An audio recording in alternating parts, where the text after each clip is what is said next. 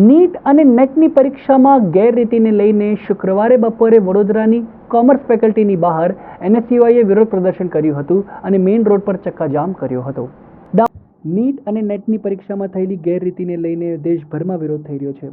ત્યારે વડોદરા શહેરની commerce main building ખાતે આજે એનએસયુઆઈના કાર્યકરો એકત્ર થયા હતા અને નીટ અને નેટની પરીક્ષામાં થયેલી ગેરરીતિને લઈને ભારે સૂત્રોચ્ચારો કરીને વિરોધ પ્રદર્શન કર્યું હતું. એનએસયુઆઈના કાર્યકરોએ રોડ પર ચક્કાજામ કરી દીધો હતો અને કાર્યકરો બસ પર ચડી ગયા હતા, જેને પગલે મેઇન રોડ પર એક તબક્કે ચક્કાજામના દ્રશ્યો સર્જાયા હતા.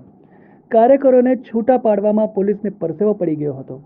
એનએસયુઆઈના કાર્યકરોએ રોડ પર સૂઈ જતા ભારે સૂત્રોચ્ચારો પણ કર્યા હતા, જેથી ત્યાં હાજર સયાજગંજ પોલીસે કાર્યકરોને પકડવાના પ્રયાસ શરૂ કર્યા હતા. જોકે કાર્યકરોએ એકબીજાને પકડીને સાંકળ બનાવી લીધી હતી, જેથી પોલીસના પ્રયત્નો છતાં કાર્યકરો છૂટા પડ્યા ન હતા, જેથી પોલીસને પરસેવો પડી ગયો હતો. ભારે જહેમત બાદ પોલીસે કાર્યકરોને છૂટા પાડ્યા હતા અને ટીંગાટોળી કરીને 10 જેટલા કાર્યકરોની અટકાયત કરી હતી.